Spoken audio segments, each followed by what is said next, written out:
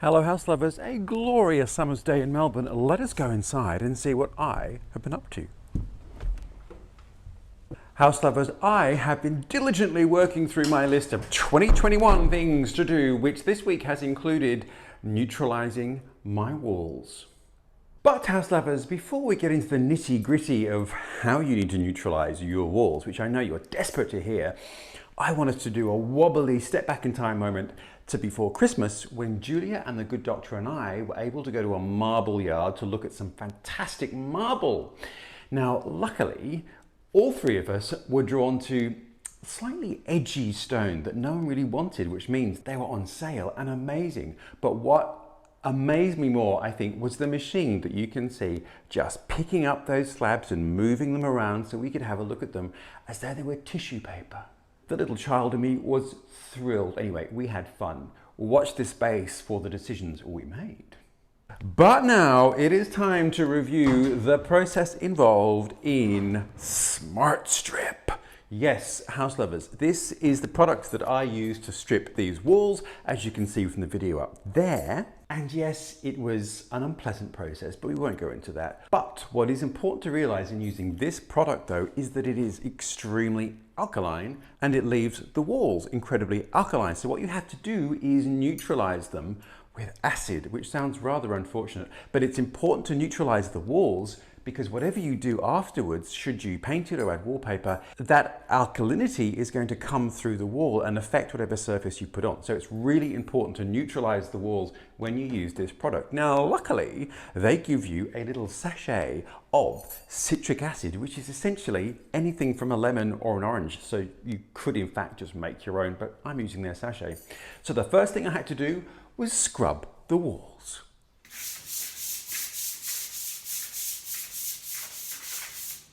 And as you can see, that was, strangely enough, a wet and messy process. You use a scrubbing brush and water and you scrub the walls for all their lives. I must say though that it did make a difference immediately to the look of the walls. A lot of this residue that had come through was scrubbed off, which is great. Now, great ventilation, both doors open, fully masked, and it was a fairly warm day, so the water was going to evaporate really quickly. Those were the T's and C's. Do be careful when you're activating all that with water and scrubbing it because it can still be dangerous to the skin, so gloves and try not to get it sploshed all over you, and if you do, wash it off toot sweet. I still have burns from the time that I applied the stripper in the first place. Scarred for life in the battle to make Bonaccord beautiful. Okay, you've stripped your walls using Smart Strip. You have removed all of the wallpaper and gunk that has accumulated over centuries perhaps.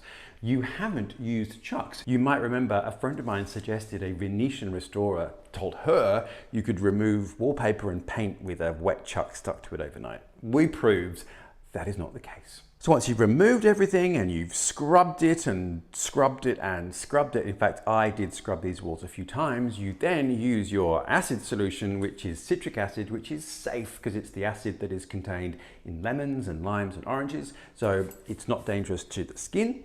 It's in a reasonably weak dilute. You then quite simply spray the walls like thus, and house lovers, you are neutralizing the wall. So this is the bag of, as you can say, Citrulise, which is the citric acid mix, which you then dilute in your spray can to the quantities stated on the packet. And what also comes in the tub, so everything comes in the tub, the paper you apply and the neutralizer, but there's also this fantastic pH level guide and a test strip.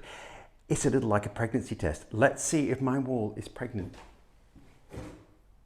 I don't know if you can see, house lovers, but it has turned a darker orange. It's about a number 4 on the card, and you need to aim for 8 or below. So if your sheet of paper goes greeny blue, you have to repeat the process again. Give it a good scrub and then spray it with neutralizer and then test it again.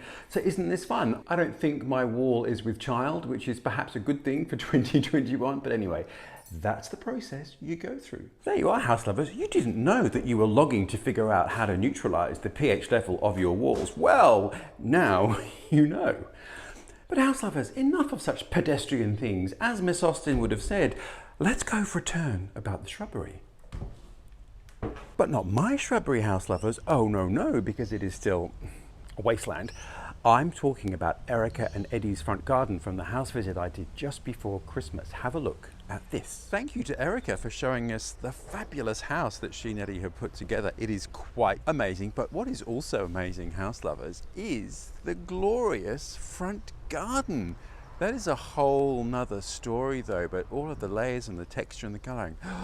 We'll have to talk to Erica about her garden tricks next.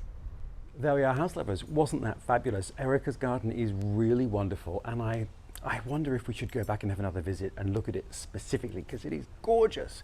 Layered, textural, sculptural, fabulous colours. Anyway, enough of that. Thank you for watching this week. Thank you for subscribing and or liking or not, as the case may be. I hope you're having a good 2021 thus far, and I look forward to seeing you next week with whatever adventure I can manage to conjure up. I look forward to that. Until then, see you later.